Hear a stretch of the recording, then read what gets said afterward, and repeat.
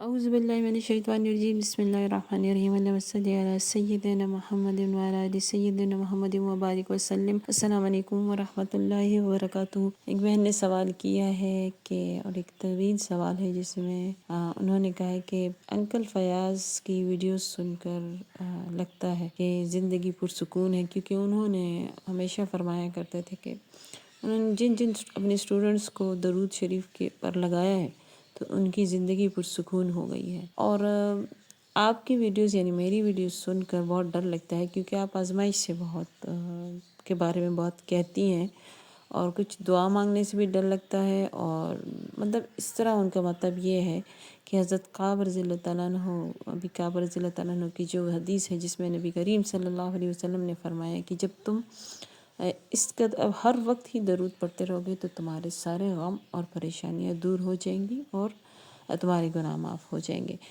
تو مطلب وہ ان دونوں میں کنفیوز ہے۔ دیکھیں، جو انکل فیاض نے فرمایا ہے بالکل صحیح فرمایا ہے، اور جو میں کہہ رہی ہوں اس کی تصدیق کر رہا ہے قرآن میں بہت واضح الفاظ میں ہمیں بتا دیے گیا ہے کہ میں تمہیں آزماؤں گا، خوف سے۔ خوف کیا ہوتا ہے؟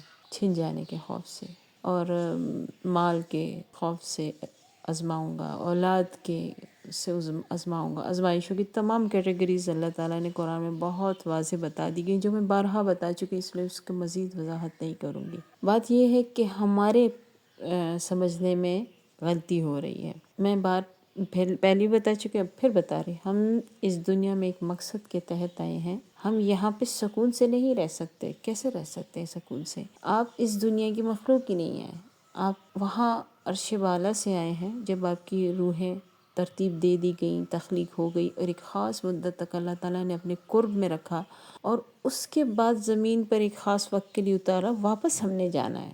ہمیں یہ بھول گیا ہے، یقین جانے ہم سب سے یہ بھول گئے۔ جن کو یہ یاد رہتا ہے ان کی زندگی پرسکون ہوتی ہے۔ جو چیز وہ مانگتے ہیں، جو کچھ وہ مانگتے ہیں، ان کا مانگنا اس لیے ختم ہو جاتا ہے کہ وہ اللہ کی رضا میں راضی رہتے ہیں۔ درود شریف آپ کو یہ نہیں ہے کہ آپ کی زندگی میں آزمائشیں نہیں آئیں گے، ہو ہی نہیں سکتا۔ اور آپ اگر کہہ رہی ہیں کہ آپ نے کہا ہے کہ بچپن سے آزمائشیں دیکھی ہیں، سب دیکھتے ہیں اور سب دیکھتے رہیں گے، صبح قیامت جتنے بھی آئیں گے سب دیکھیں گے، کیونکہ پیدا ہی اسی لیے کیے گئے ہیں۔ آپ خود ہی سوچیں، اب زندگی میں سے آزمائش نکال لیں، آپ ٹیسٹ نکال لیں، آپ اپنے ایگزامز دیتے ہیں، اپنے اسکول میں ایگزام دیتے ہیں، اب سارا سال پڑھتے ہیں۔ کیوں پڑھتے ہیں؟ کہ آپ نے ایگزام دینا ہے، ٹیسٹ دینا ہے، چاہے جو بھی ان کا طریقہ کار ہے، ہر اسکول یونیورسٹی کالج کا ہوتا ہے، اور اس کے بعد آپ نے پاس ہونا ہے۔ آپ کو اسکول میں انٹری کے وقت اور جس وقت آپ یونیورسٹی میں ایڈمٹ ہوتے ہیں، جس بھی ڈپارٹمنٹ میں جاتے ہیں، جو کچھ بھی کرتے ہیں، جس بھی فیلڈ میں آپ جاتے ہیں، وہاں آپ کو پہلے سے ذہن پہ یہ چیز تیار کر دی جاتی ہے کہ یہاں پر اس طرح سے پڑھائی ہوتی ہے اور اس طرح سے ایگزام لیے جاتے ہیں۔ تیار ہوتے ہیں نا آپ؟ پورے سال ٹینشن میں رہتے ہیں کہ نہیں رہتے ہیں نا، کہ ہم پاس ہو جائیں، امتحان ہونا ہے، اس کی تیاری کر لیں، یہ کر لیں، وہ کر لیں، وہ والے نوٹس کمپلیٹ نہیں ہیں، وہ والا ٹاپک مجھے کلیئر نہیں ہے۔ ایک آپ کی جدوجہد جاری رہتی ہے، لیکن سکون ہوتا ہے جب آپ صحیح طریقے سے صحیح وقت پر اپنے ہی تمام تر ایفرٹس لگاتے ہیں، کوششیں کرتے ہیں، آپ اپنی نوٹس بھی پورے کرتے ہیں، اپنے لیکچرز بھی پوری طرح اٹینڈ کرتے ہوتے ہیں، الرٹ ہو کر، اٹینٹیو ہو کر جو ہے وہ آپ لیتے ہیں۔ آپ اپنے ٹائم پر جو ہے ٹیسٹ جتنی بھی ہوتی ہے اس کی پریپریشن کرتے ہیں، کیونکہ آپ نے نوٹس لیے ہوتے ہیں، اٹینٹیو ہو کے آپ نے لیکچر لیے ہوتے ہیں، تو آپ کو اس قدر مشکل نہیں ہوتی۔ اسی طرح ہوتا ہے نا، لیکن کچھ ایسے اسٹوڈنٹس بھی ہوتے ہوں گے، اور ہوتے ہیں، اب تو زیادہ ہو رہے ہیں مجھے لگتا ہے، کہ وہ کلاس بنک بھی کر دیتے ہیں، وہ ریگولر بھی نہیں ہوتے، وہ اٹینٹیو بھی نہیں ہوتے، اور وہ نوٹس بھی اس طرح جب وہ اٹینٹیو نہیں ہے، ریگولر نہیں ہے، تو انہوں نے نوٹس کا کیا پتہ، اس کو اس سیکوینس کا، اس کا طریقہ کار کا کیا پتہ ہے کہ اس کے بعد کیا ہے، جب وہ آتے ہی نہیں ہیں، جب وہ کلاس میں ہوتے ہی نہیں ہیں۔ تو ان میں اور جو اسٹوڈنٹ اسی طرح پریپیئر ہوتا ہے اور پوری طرح اٹینٹیو ہوتا ہے، ریگولر ہوتا ہے، ان میں فرق تو ہوگا نا، ہوتا ہے نا۔ تو جب آپ کو ادھر پتہ ہے کہ ہم نے ایگزام دینا ہے، اس کی تیاری کرنی ہے، اور اس کی تیاری وہی کلاس کا ٹائم ہے، جتنے بھی سیمسٹر سسٹم ہے آپ کا، جو بھی سسٹم ہے آپ کا، ایئرلی سسٹم ہے، منتھلی سسٹم ہے، ہر اس کا الگ ہوتا ہے، اس لیے میں اس طرح کہہ رہی ہوں۔ تو آپ کے ذہن نے یہ ایک چیز کو ایکسیپٹ کیا ہوتا ہے، تبھی آپ وہاں پہ ایڈمیشن لیتے ہیں کہ ہاں میں یہ کروں گا یا کروں گی۔ میں یہاں پہ جاؤں گی، میں پورا سال یا جو بھی سیمسٹر سسٹم ہے، جو اس کا ٹرم ہے، اس پہ میں پوری پڑھائی کروں گی، اٹینٹیو رہوں گی. By the and of the term یا سسٹم جو بھی ہے اس پہ میں نے ایگزام دینا ہے، چاہے وہ طریقہ کار ان کا جو بھی ایگزام دینے کا. ٹھیک ہے، ضروری نہیں ہے کہ آپ میں یونیورسٹی کے ایک اسٹوڈنٹ کے لیے کہوں کہ وہ ریٹرن میں دے گا. نہیں، اب تو بہت کچھ چینج ہو چکا ہے، اس لیے میں اس کو کلیئر نہیں کروں گی، لیکن پتہ سب کو ہوتا ہے. تو آپ اس کے لیے ریڈی تھے کیونکہ آپ نے اس چیز کو ایکسیپٹ کیا ہے. ہماری مصیبت یہ ہم ایکسیپٹ نہیں کرتے. ہم اس چیز کو، قرآن کو پڑھتے ہی نہیں ہیں، سمجھتے ہیں نہیں ہیں. نبی کریم صلی اللہ علیہ وسلم کے حیات مبارکہ جو صاحب قرآن ہیں ان کو تو ہم بالکل بھول گئے ہوئے ہیں، تبھی ہم اس طرح پھنسے ہوئے ہیں. ہم اپنے دین میں سوری ٹو سے سب کے لیے، سب سے پہلے اپنے لیے کہہ رہی ہوں کہ ہم اپنے دین میں صرف وہ چیزیں پک کر رہے ہیں جو ہمارے فائدے کی ہیں، جو ہم سمجھتے ہیں یہ ہمیں فائدہ دیں گی، جبکہ ہمارا پورا دین ہی فائدہ ہے. اور پھر کیا ہوتا ہے، شترمکھ کی طرح آنکھیں بند کرنے سے حالات بدلتے نہیں ہیں. آپ کو ان کے لیے تیار ہونا ہے. آپ کو آزمائش کے لیے پیدا کیا گیا ہے. آپ زندگی میں اس لیے نہیں آئے اس دنیا میں کہ آپ عیش کریں گے، سکون سے رہیں گے. کیوں سکون سے رہیں گے؟ آپ خود دیکھ لیں. جب آپ کے پاس ایک نعمت موجود ہوتی ہے، مسلسل موجود ہوتی ہے، آپ اس کی قدر نہیں کرتے. جب وہ چھن جاتی ہے تب آپ کو پتہ چلتا ہے. کوئی آنکھ والا نابینا کی اس تکلیف کو نہیں سمجھ سکتا، اپنی اس آنکھ کی نعمت کی قدر نہیں کر سکتا انٹل انلیس خدا نہ خواستہ یا تو اس کی نظر بہت زیادہ ویک ہو جائے یا اس کی بینائی چھن جائے، تبھی اس کو پتہ چلتا ہے کتنی بڑی نعمت سے میں محروم ہوا ہوں. تو اس محرومی سے بچانے کے لیے اللہ تعالیٰ تھوڑے تھوڑے وقفے کے بعد ہمیں آزماتا ہے تاکہ ہم اس سے کنیکٹڈ رہیں. یہ آزمائش دراصل ہمارے ہی فائدے کے لیے. جب آپ آزمائش میں رہتے ہیں تو آپ اللہ سے کنیکٹڈ رہتے ہیں. قرآن میں اتنا صاف ہے، میں تو یہی کہہ رہی قرآن نہیں پڑھتے نا، کہ جب یہ ان پہ کوئی سخت وقت آتا ہے، آزمائش ہی کہہ لیں نا اللہ کی طرف سے، تو یہ ہم سے ایسے گڑ گڑا کے دعا مانگتے ہیں اور ہمارے ساتھ ایسے قریب ہو جاتے ہیں. لیکن جیسی وہ دعائیں قبول ہوتی ہیں، وہ آزمائش ان سے ہٹتی ہے یا وہ حالات درست ہوتے ہیں تو یہ ایسے ہو جاتے ہیں جیسے ہمیں پہچانتے ہی نہیں.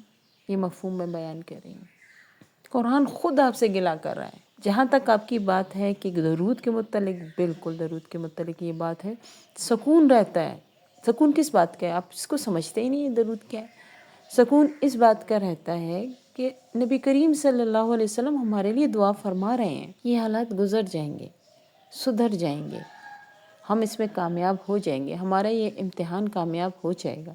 اور یہ امتحان میں آپ کو کہہ دوں، یہ دنیا صرف پیپر ہے، وہ پیپر کی تیاری ہے، اور بائی دا اینڈ اور پیپر دینا ہی ہے. پوری زندگی پیپر دے رہے ہیں ہم، ہمارا ٹیسٹ ہو رہا ہے، تو اس کا رزلٹ اینڈ میں نکلنا ہے. ہم اس کوئی بھی کسی کے بارے میں جزا سزا جنتی جہنمی ہونے کا فیصلہ نہیں کر سکتا کسی بھی عمل کی نسبت سے. کوئی آپ جتنا بزرگ ہو اس کے بارے میں جنتی ہونے کا جو ہے فتویٰ نہیں دے سکتے یا بات نہیں کر سکتے. کوئی بھی جتنا گناہ گار ہو آپ اس کو نہیں کہہ سکتے یہ جہنمی ہے.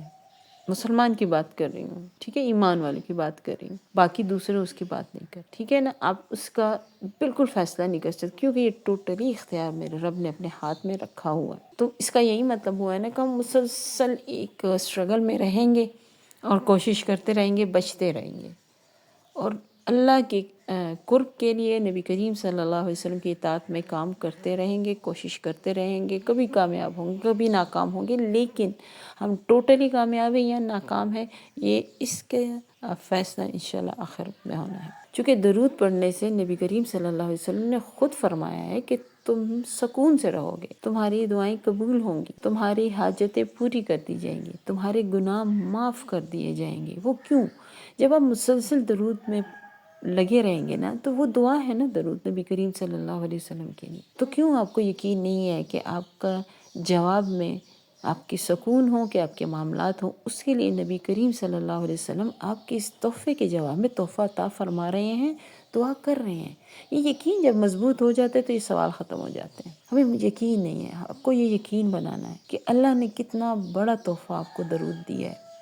لیکن ساتھ اللہ نے کہیں پہ بھی یہ نہیں کہا کہ درود کے بدلے تم سے آزمائش تم پہ نہیں آئے گی. نہیں، ایسا نہیں کہا. ہاں، وہ آزمائش آسان ہو جاتی ہے، وہ وقت گزارنا آسان ہو جاتا ہے، اللہ اور رسول صلی اللہ علیہ وسلم سے جڑ کے ہو جاتا ہے. تو جو وقت آپ کا، جو لمحے آپ کی زندگی میں اللہ اور رسول صلی اللہ علیہ وسلم کے قرب میں گزرتی ہیں، ان کی یاد میں گزرتی ہیں، چاہے معاملات جیسے بھی جا رہے ہیں، حالات جیسے بھی جا رہے ہیں، آزمائشیں ہیں، مشکلیں ہیں، مصیبتیں ہیں، خوشیاں ہیں، غم ہیں، اس طرح آپ گزاریں جس طرح اللہ اور رسول صلی اللہ علیہ وسلم کا حکم ہے، اور نبی کریم صلی اللہ علیہ وسلم کے اوپر قربان جاؤں، ان کی سنت ہے۔ یقین جانے زندگی بہت آسان ہو جائے۔ آتے ہیں حالات، آپ کیا کہتے ہیں؟ میں خود اس کی مثال ہوں، میں کیوں گرا رہی ہوں، آپ کو ڈراؤں گی؟ میں آپ کو بتا رہی ہوں، ہم ڈرانے والے نہیں، ہم ڈرانے والے، اللہ کی ناراضگی سے ڈرانے والے، اللہ کی ناراضگی سے ڈرنا ہے اپنے، نبی کریم صلی اللہ علیہ وسلم کی غمزدہ ہونے سے ڈرنا ہے آپ نے، کہ آپ کی وجہ سے وہ غمزدہ نہ ہوں۔ آپ کو ڈرانا نہیں، مقصد بتانا مقصد ہے کہ ہم کتنی غفلت میں زندگی گزار رہے ہیں۔ یہی تو سارا مسئلہ ہے۔ میں کیوں کہتی ہوں کہ آپ وظائف پہ وہ نہ کریں، آپ قرآن کی آیات کو پڑھیں اور ان کو سمجھیں۔ اتنے واضح زندگی کا اس میں پورا نبی کریم صلی اللہ علیہ وسلم کے قربان جاؤں، ان کے تھرو ہمیں سب کچھ مل چکا ہے۔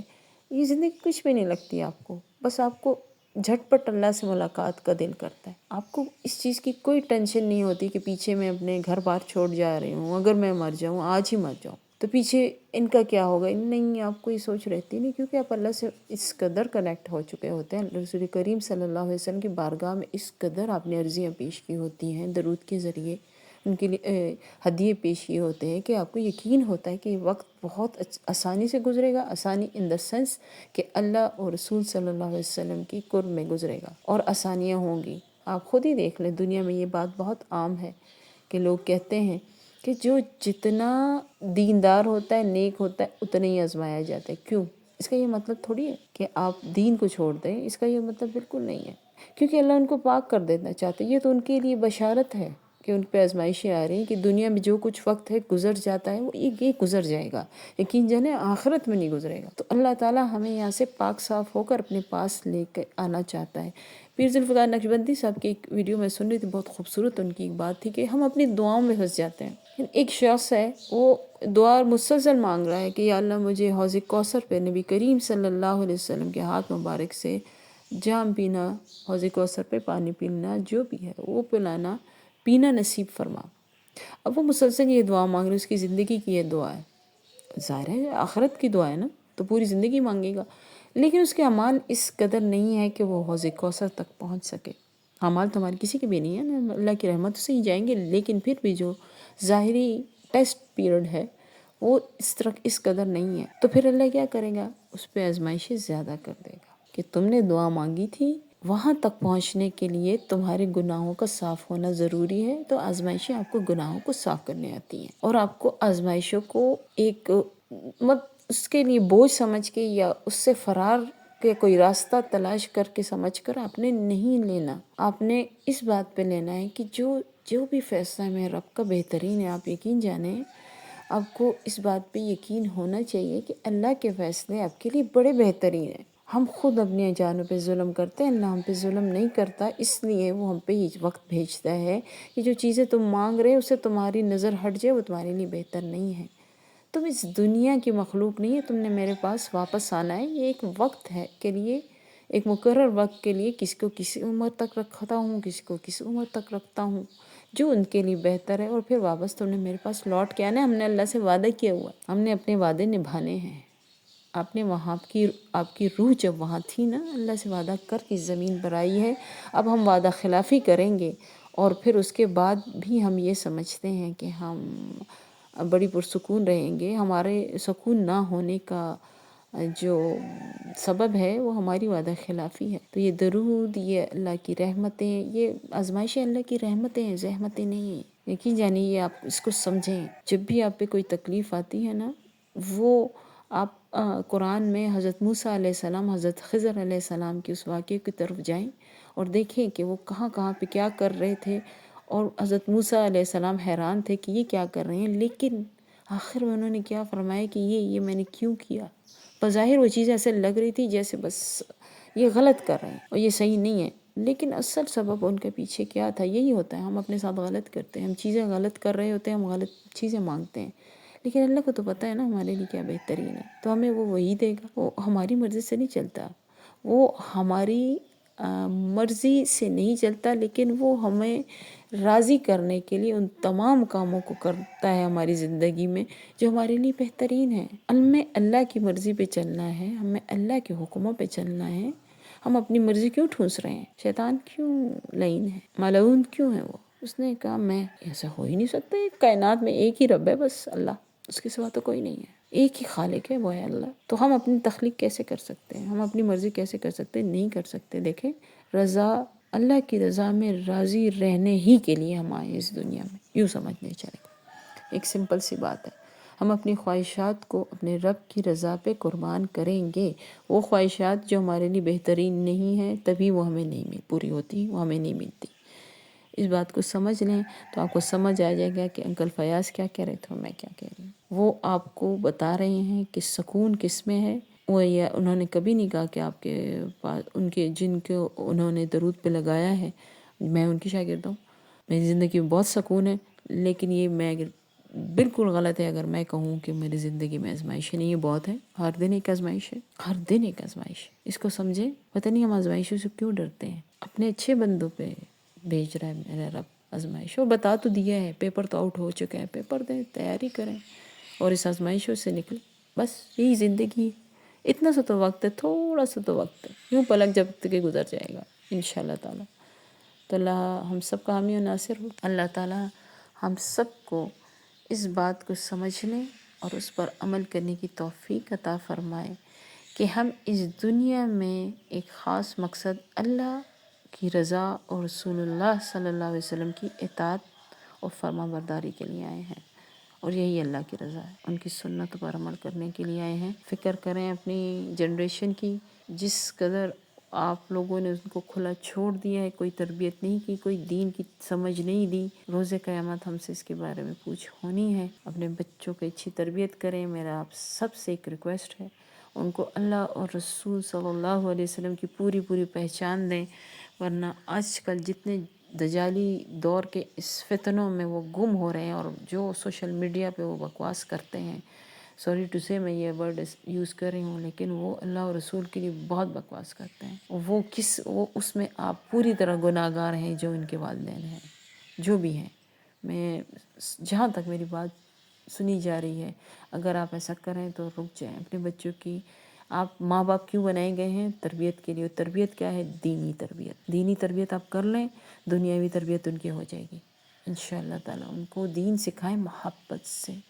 محبت بہت ضروری ہے، ہر کام میں محبت ضروری ہے، خلوص ضروری ہے۔ اور محبت کس کی؟ اللہ اور رسول اللہ صلی اللہ علیہ وسلم کی۔ اللہ ہمیں اپنے اور اپنے حبیب صلی اللہ علیہ وسلم کا دیوانہ بنا دے۔ آمین ثم آمین۔ السلام علیکم ورحمۃ اللہ وبرکاتہ۔